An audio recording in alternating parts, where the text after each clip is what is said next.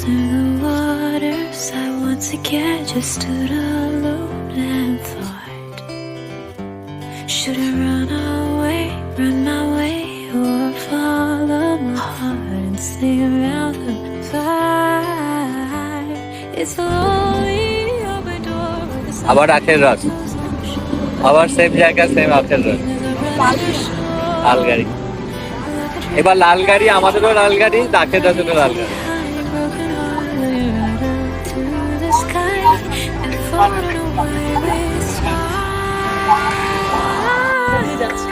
ওই main road থেকে একটু সাইডে একটু এক্সট্রা, কিন্তু রোড কন্ডিশন কেউ দেখতেই পাচ্ছে না, চারপাশে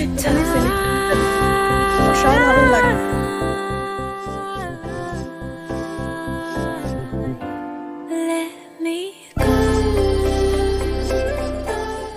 নমস্কার, শুভ সকাল। আপনাদের সবাইকে স্বাগত জানাই লাইভ স্টোরিজের নতুন একটি রোড ট্রিপ পর্বে। লাইভ স্টোরিজ, যেখানে আপনারা শুনতে পাবেন জীবনের সাথে জড়িয়ে থাকা নানান স্বাদের গল্প, অল্প স্বল্প। তাই দেরি না করে চ্যানেলটিকে এখনই সাবস্ক্রাইব করুন আর উপভোগ করতে থাকুন নানান স্বাদের গল্পগুলি। গত দুটি পর্বে আমরা শুনেছিলাম ত্রিবেণী সঙ্গম আর মহাকুম্ভের কাহিনী। আর এই মহাকুম্ভের মহা আয়োজনের সাক্ষী হতে আমরা রওনা দিয়েছিলাম নিজেদের গাড়ি নিয়ে কলকাতা থেকে প্রয়াগরাজের উদ্দেশ্যে। কথায় আছে, ভগবান না টানলে তীর্থ হয় না। হয়তো সত্যিই তাই, কারণ বারবার কুম্ভ মেলায় যাওয়ার কথা ভাবলেও মৌনী অমাবস্যার দিন ওই মানুষের ভয়ানক দুর্ঘটনা দেখে যাওয়ার প্ল্যান প্রায় ক্যান্সেলই করে দিয়েছিলাম। তারপর হঠাৎ করেই মেলা শেষের দিন 7 আগে কয়েকজন ঘুরে এসে বললেন, এখন আর সেরকম ভিড় নেই, আর ততটা হাঁটতেও হচ্ছে না, কারণ বয়স্ক বাবা মাকে নিয়ে যেতে হলে অনেক কিছুই তো ভাবতে হবে। তাই বেশ কিছুটা সাহস সঞ্চয় করে তখন বেরিয়ে পড়লাম বাড়ির সবাইকে নিয়ে। বাই রোড যারা গেছেন প্রয়াগরাজ তারা অনেকেই বলেছিলেন রাস্তার বিভিন্ন জায়গায়, বিশেষ করে বিহারের মধ্যে অনেকগুলো জায়গায় ভয়ানক জ্যাম হচ্ছে। প্রয়োজনে হাই রোড ছেড়ে ভিতরের সরু গ্রামের রাস্তা ধরেও যেতে হচ্ছে। তাই ঠিক করলাম ছোট গাড়ি নিয়েই যাব।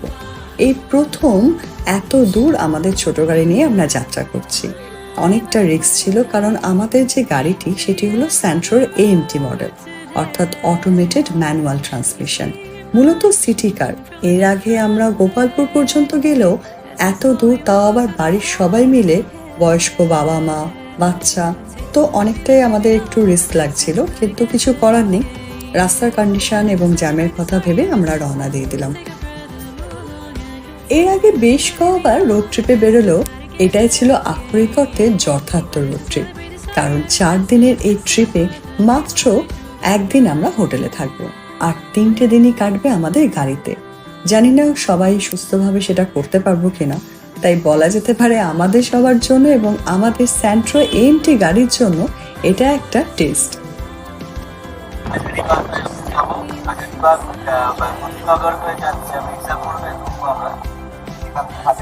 টোটাল ডিস্টেন্স হচ্ছে 925 কিলোমিটার দেখাচ্ছে, টাইম লাগবে বলছে 20 ঘন্টা। হাজারিবাগ এখন দেখাচ্ছে 402 কিলোমিটার, 7 ঘন্টা 48 মিনিট দেখাবে লাগছে বলছে। নতুন রুট এক্সপ্লোর করা হবে আজকে। এই গুড মর্নিং, কোথায় যাচ্ছি? প্রয়াগরাজ। মিঠির এখনো চুল আঁচড়ানো হয়নি, টাইম পাইনি, এত ব্যস্ত ছিল। সবার আগে উঠেছে আজকে, 3:30 থেকে উঠে সবাইকে তুলে দিয়েছে। হ্যাঁ,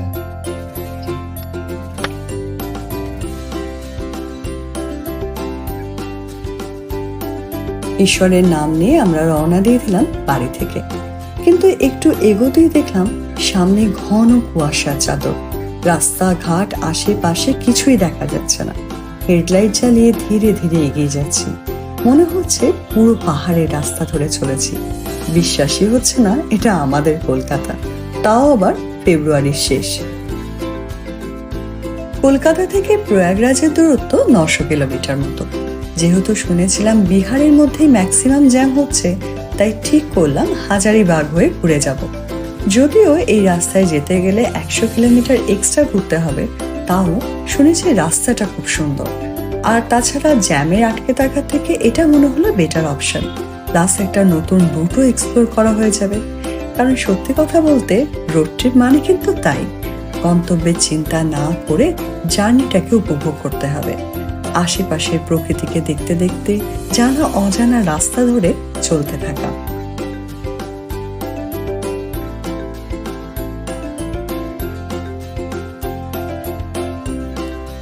যাই হোক, কুয়াশার মধ্যে আস্তে আস্তে চলতে চলতে পৌঁছে গেছি নিবেদিতা সেতুতে।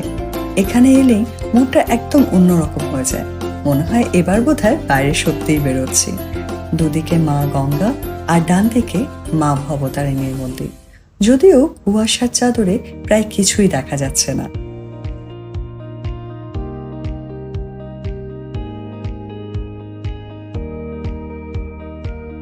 পৌঁছে গেছি ডানকুনি টোল প্লাজার কাছে। আপাতত এখানে হালকা একটু জ্যাম রয়েছে, তবে রাত্রেবেলা এখানে কলকাতা ঢোকার সময় যে জ্যামটা প্রত্যেকবার পায় সেই তুলনায় এটা কিছুই নয়।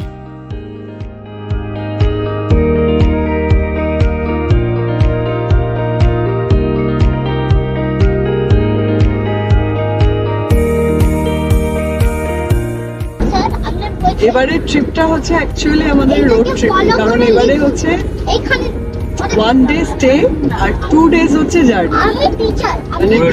হ্যাঁ, পুরোটাই রোডে, জাস্ট 1 ডে একটা স্টে আর পুরোটাই জার্নি রাস্তাতেই কেটে যাচ্ছে।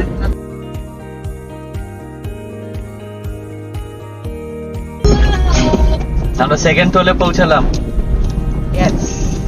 ডানকুনি ডানকুনি পৌঁছে টোল। গেছি আমরা এখন।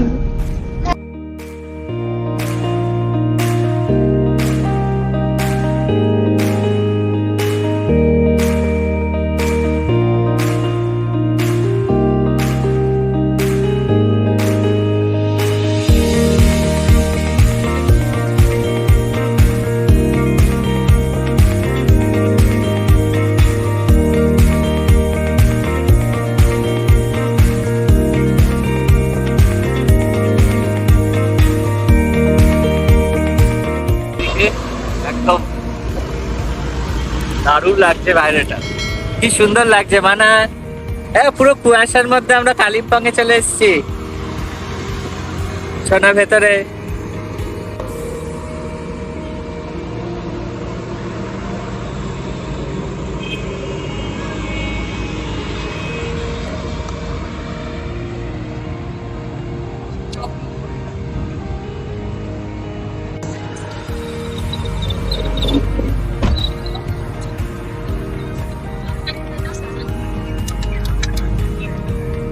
কিছু দেখা যাচ্ছে না, সকাল প্রায় 7টা বাজতে গেছে।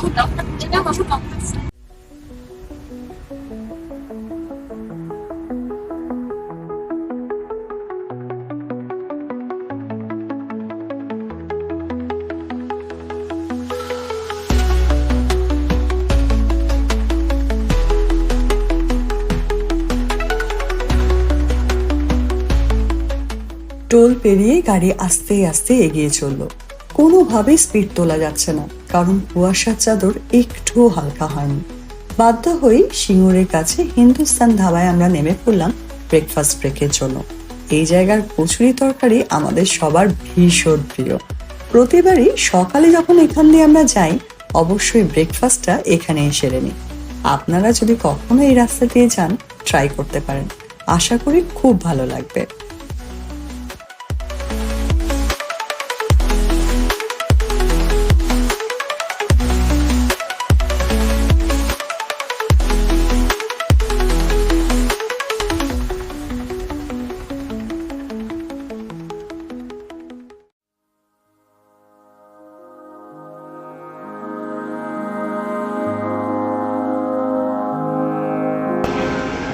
তুমি আঙ্কেলকে বলো একটু চা দিতে।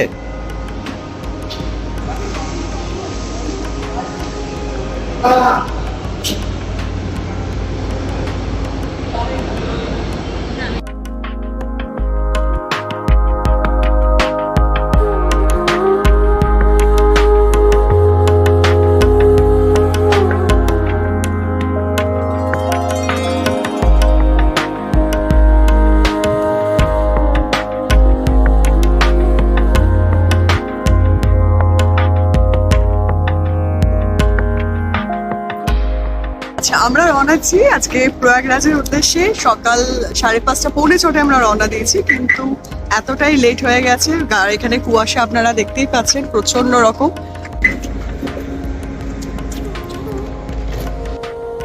তো তাই জন্য আমাদের প্রচন্ড লেট। তো এখন আমরা হোটেল হিন্দুস্তানে জাস্ট ব্রেকফাস্ট করে হোপফুলি এবার কুয়াশাটা আস্তে আস্তে কমে যাবে। তো দেখা যাক কখন পৌঁছাতে পারা যায়।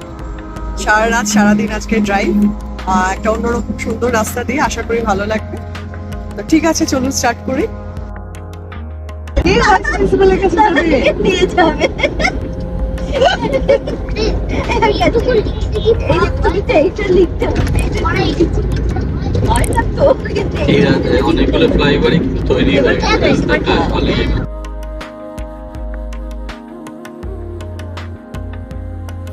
ব্রেকফাস্ট শেষ করে যখন আবার জার্নি স্টার্ট হলো, ঘড়িতে সময় অলরেডি সকাল 8:30। কুয়াশার চাদরও অনেকটাই কমেছে, তাই রিচার্জড হয়ে নতুন উদ্যমে আবার যাত্রা শুরু। আস্তে আস্তে পার হলাম বর্ধমান, দুর্গাপুর, আসানসোল। মামনি বাপিদের এখানে মুশকিল হয়ে যায়, মানে সারা ট্রিপটা মামনি আর বাপি এখন স্টুডেন্ট।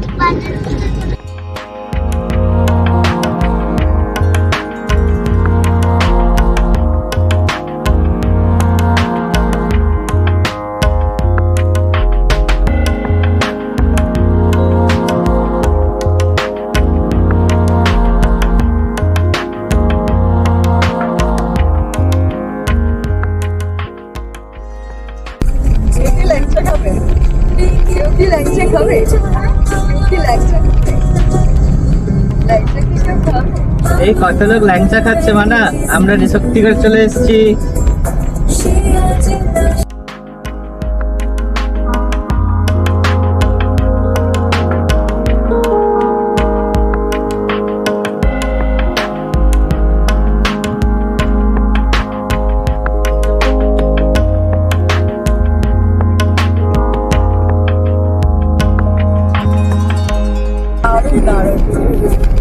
এটা খুব সুন্দর করেছে, ফ্লাইওভারটা করে হ্যাঁ, বর্ধমান পুরো এখন ইয়ে হয়ে গেছে। সাইড হয়ে গেছে।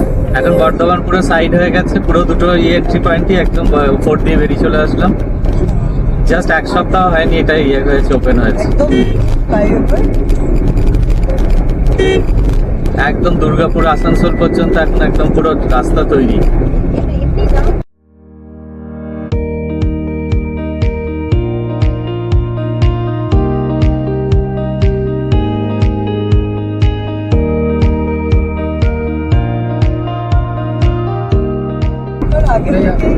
সিনারিটা অনেকটা চেঞ্জ। হ্যাঁ, সব থেকে হচ্ছে যে দুর্গাপুর ওইখানটা পানাগড়ের পর থেকে পুরো রাস্তাটাকে একদম এলিভেটেড করে দিয়েছে, ইয়েটাকে কভার করার জন্য।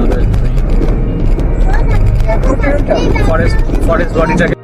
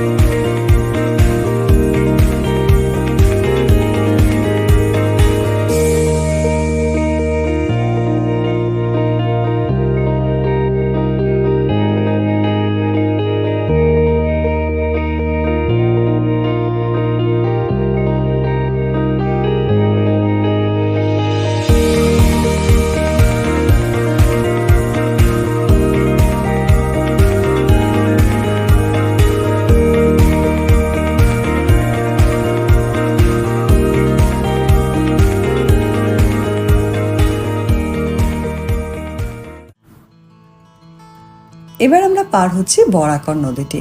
এই নদীটি কিন্তু পশ্চিমবঙ্গ আর ঝাড়খণ্ডের বর্ডার বলা যায়। এই নদীর উপরেই রয়েছে একটি popular tourist spot Maithon dam. নদী পার হয়ে আস্তে আস্তে আমরা ঢুকে গেলাম ঝাড়খণ্ড রাজ্যে। ডান দিকটা হচ্ছে মাইথন ড্যাম। তোমরা বাপিও আসেন?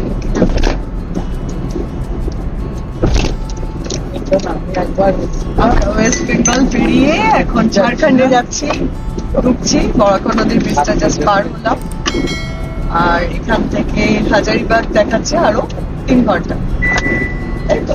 3 ঘন্টা যাচ্ছে। 160 কিলোমিটার। আমরা অ্যাকচুয়ালি নতুন রুট আজকে এক্সপ্লোর করছি। বেনারস যাওয়ার জন্য এই রুটটা দিয়ে কোনোদিন যাইনি আমরা এর আগে। হ্যাঁ, কারণ এই রুটটা এমনি নর্মালের থেকে অনেকটাই এক্সট্রা প্রয়াগরাজ যাওয়ার জন্য। ঝাড়খণ্ডের রাস্তা ধরে একটু এগোতেই দেখি রাস্তার উপরে রয়েছে অনেকগুলি দোকান, যেখানে বিক্রি হচ্ছে বিভিন্ন ঠাকুরের ছবি দেওয়া ছোট বড় নানান ধরনের ফ্ল্যাগ। আর অবাক ব্যাপার, সবকটি ফ্ল্যাগ কিন্তু অরেঞ্জ কালারের, দেখতে বেশ ব্রাইট লাগছে। তাই সব গাড়ি এখানে থেমে গিয়ে গাড়িতে পতাকা লাগাচ্ছে। আমরাও তাই নেমে পড়লাম। নানান রকমের পতাকা রয়েছে এখানে, সবাই যে যার পছন্দ মতো লাগিয়ে নিচ্ছে।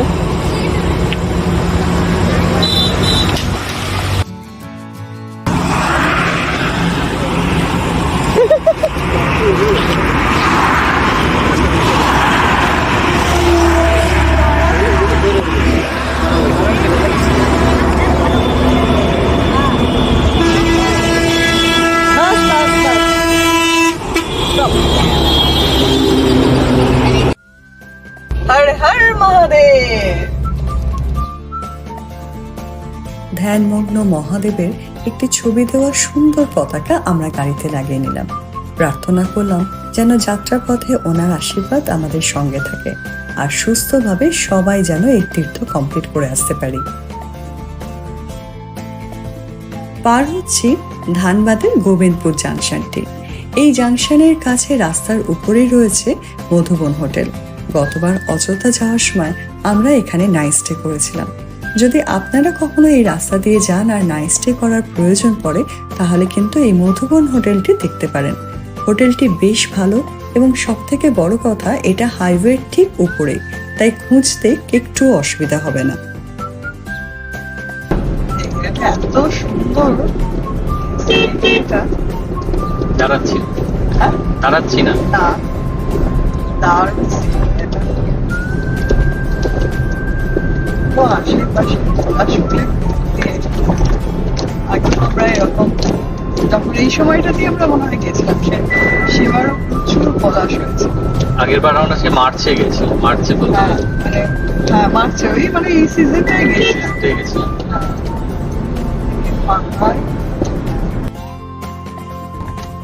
আমরা কি বলছি? হর হর মহাদেব। কোথায় এনার্জি চলে গেছে আমরা শুনে তো। হর হর মহাদেব হয়েছে?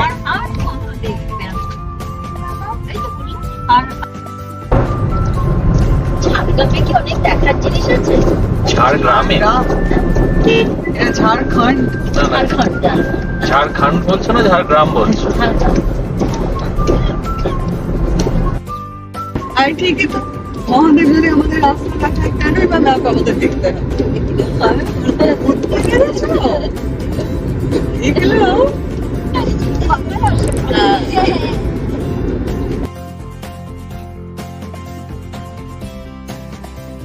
বিক্রি করছে, জানো ওই বোতলগুলো বিক্রি করছে।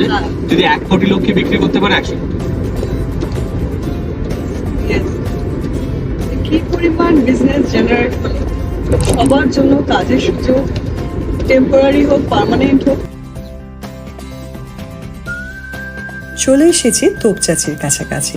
এই জায়গাটাই পুরোটাই ফরেস্ট বেল্ট, আর বেশ কটি সুন্দর সুন্দর টুরিস্ট স্পটও রয়েছে, যেমন পরেশনাথের পাহাড়, তোপচাচির লেক, মধুবন ইত্যাদি।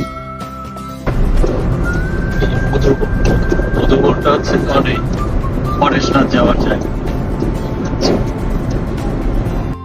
গাড়ি আস্তে আস্তে এগিয়ে চলল ঝাড়খণ্ডের কালো মসৃণ রাস্তা ধরে। দুপাশের প্রাকৃতিক দৃশ্য অপরূপ, পাহাড় জঙ্গলে ঘেরা চারপাশ, মাঝে মাঝে আবার আগুন রঙা পলাশের পাহাড়। ঝাড়খণ্ডের ল্যান্ডস্কেপটা সত্যিই অসাধারণ। যতবারই এই রাস্তা ধরে যাই মুগ্ধ হয়ে তাকিয়ে থাকি। বেশ কিছু তো যাওয়ার পর চোখে পড়লো আখের রসের দোকান। সত্যি বলতে অনেকক্ষণ থেকে অপেক্ষা করছিলাম এইগুলোর জন্য। ডুমরির কাছের এই জায়গাটাতেই অনেকগুলো পরপর আখের রসের দোকান রয়েছে। প্রতিবারই এই রাস্তা দিয়ে যাওয়ার সময় পাহাড়ের কোলে দাঁড়িয়ে টাটকা আখের রস খাই। এবারও তার ব্যতিক্রম হলো না। একটা লাল রঙের আখের রসের দোকান দেখে দাঁড়িয়ে পড়লাম। পুদিনা, লেবু, বিটনুন মেশানো 2 গ্লাস আখের রস এক নিমেষে সাবার, একদম রিফ্রেশ। সত্যি কথা বলতে জার্নির সময় এই ড্রিঙ্কটা যেমন রিফ্রেশিং তেমন এনার্জি গিভিংও। এখানে হ্যান্ডি মেশিন না আছে।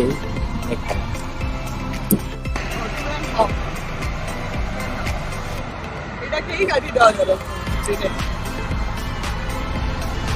এটা পুদিনা দিয়ে চান ভালো লাগে।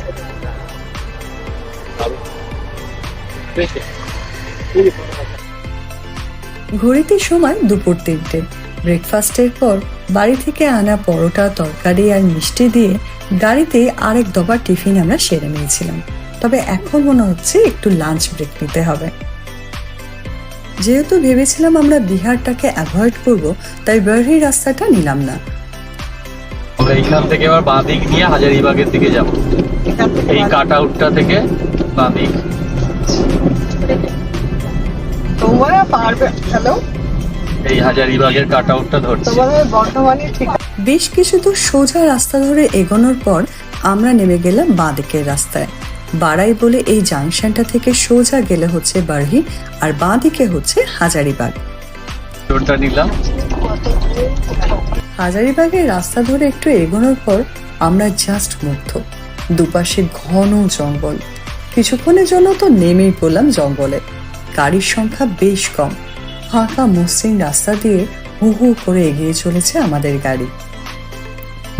তোমার ঝাড়গ্রাম দেখাও হয়ে যাচ্ছে। এইটা ঝাড়গ্রামের একদম মামুনি এরকম পুরো। এই শালপাতারই জঙ্গল, ঝাড়গ্রামের একই সেম শালপাতা। অসাধারণ রাস্তাটা, পুরো ঝাড়গ্রাম। ভোরবেলায় আমরা স্টার্ট করেছি এরকম প্রয়াগরাজ যাওয়ার জন্য কলকাতা থেকে। তো প্রয়াগরাজ যাওয়ার জন্য দুটো রাস্তা সবাই বলছেন, একটা মির্জাপুর দিয়ে আর একটা হচ্ছে আপনার বিহারের উপর দিয়ে ন্যাশনাল হাইওয়ে। অনেকে হাইওয়েটা প্রেফার করছেন, কিন্তু যদি দিনের বেলাটা যান এই সময়টাতে তাহলে আমরা বলবো এই মির্জাপুরের রাস্তাটা দিয়ে যান। প্রয়াগরাজ না হলো এই রুট দিয়ে যদি কখনো যান ডেফিনেটলি এই রাস্তাটা নেবেন, কারণ এটা একটা ইটসেলফ একটা এক্সপিরিয়েন্স। কোথাও যাওয়ার আগে এই রাস্তাটার জার্নিটাই একটা এক্সপিরিয়েন্স। কেন বলছি সেটা আপনারা দেখলেই বুঝতে পারবেন। এই হচ্ছে রাস্তার কন্ডিশন, এবং শুধু এইটুকু জায়গা না, আমরা তো এইটুকু জায়গা এখানে বলছি, পুরো রাস্তাটা এখানে এরকম। আর তার সাথে চারপাশে এইরকম সিনিক বিউটি, মানে আর ডেফিনেটলি সেটা কিন্তু দিনের বেলা যাবে, মানে রাত্রেবেলা তো বুঝতেও পারবেন না। প্লাস যেহেতু পুরো রাস্তাটা ফাঁকা, তার জন্য একটু রিস্কিও হয়ে যেতে পারে। এই রাস্তা দিয়ে একবার অবশ্যই চেষ্টা করুন যাওয়ার। আমাদের তো দারুণ লাগছে, আমরা সবাই দারুণ এনজয় করছি।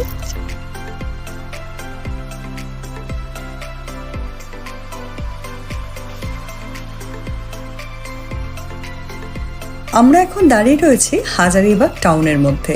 এখান থেকে বাঁ দিকের একটা রাস্তা ধরে আমাদের প্রয়াগরাজের দিকে যাওয়ার কথা ছিল, কিন্তু স্থানীয় মানুষের সাথে কথা বলতে ওনারা আমাদের বারবার বললেন যাতে ভিতরের রাস্তাটা না নিই, কারণ ওই রাস্তাটা নাকি বেশ খারাপ। এখান থেকে ডান থেকে গিয়ে আমরা সোজা পড়ব বারহি জাংশনে, তাই সেই রাস্তাটাই হচ্ছে সেফেস্ট রুট। আমরা তো এখন রীতিমতো কনফিউজড, কারণ আমরা যেটা ভেবেছিলাম বারহিটাকে অ্যাভয়েড করব বলে এই হাজারিবাগ ধরে আসা, নাহলে এটা শুধু শুধু এক্সট্রা 100 কিলোমিটার ঘুরতে হয়েছে। কিন্তু কিছু করার নেই, ওনারা বারবার বলছেনও, আর তাছাড়া সন্ধেও নেমে এসছে। আর সন্ধেবেলা হাই রোডটাই কিন্তু ভিতরের রাস্তার থেকে অনেক বেশি সেফ। অনেক পেট্রোল পাম্প, খাবারের দোকান, প্লাস কোনো অসুবিধা হলে আশেপাশের লোককেও পাওয়া যায়। তাই ঠিক করলাম বারহি হয়েই যাব। তবে তার আগে লাঞ্চটা কিন্তু সেরে নিতে হবে, কারণ আমরা অলরেডি অনেকটাই লেট করে ফেলেছি। আর তার উপর এখন জানি না সামনে কিরকম অবস্থা হবে বারহিতে, তাই চেষ্টা করলাম কাছাকাছি কোনো রেস্তোরাঁ দেখতে, কিন্তু অদ্ভুত ব্যাপার, এখানে রাস্তার উপরে ভালো কোনো রেস্তোরাঁ চোখে পড়লো না। পরপর রয়েছে কতগুলি লাইন হোটেল, তাই বাধ্য হয়ে একটি লাইন হোটেলে ঢুকে পড়লাম লাঞ্চ করতে। অলরেডি ঘড়িতে সময় বিকেল 5টা। কলকাতা থেকে বরহির দূরত্ব 400 কিলোমিটার মতো, আর যেহেতু আমরা হাজারীবাগ হয়ে ঘুরে আসলাম তাই প্রায় 480 কিলোমিটার মতো আমাদেরকে আসতে হয়েছে। সুতরাং বলা যেতে পারে প্রয়াগরাজের প্রায় অর্ধেকটা পথ আমরা পার হয়ে এসেছি, বাকি আছে আরও অর্ধেকটা। বরহি থেকে প্রয়াগরাজের এই রাস্তাটা নিয়ে কিন্তু সবচেয়ে বেশি টেনশন, কারণ এখানে জ্যামও প্রচুর হচ্ছে, প্লাস রাস্তায় কাজ হচ্ছে বলে ডাইভারশন অনেক বেশি। এদিকে রাতও হয়ে আসছে, তাই পুরো রাতই প্রায় ড্রাইভ করে কাটাতে হবে। যাই হোক, দেখা যাক সামনে কি আছে। আপাতত আমরা একটা ভালো ব্রেক নিয়ে নিচ্ছি।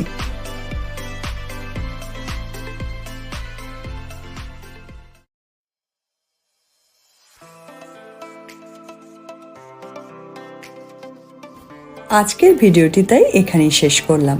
দেখা হচ্ছে পরের পর্বে, যেখানে আপনারা উপভোগ করতে পারবেন বরহি থেকে প্রয়াগরাজের রোড ট্রিপের কাহিনীটি। এই ভিডিওটি ভালো লাগলে প্লিজ কমেন্ট করে জানাবেন, শেয়ার করবেন এবং চ্যানেলটিকে সাবস্ক্রাইব করে নেবেন এই ধরনের আরো নতুন নতুন ভিডিও দেখার জন্য।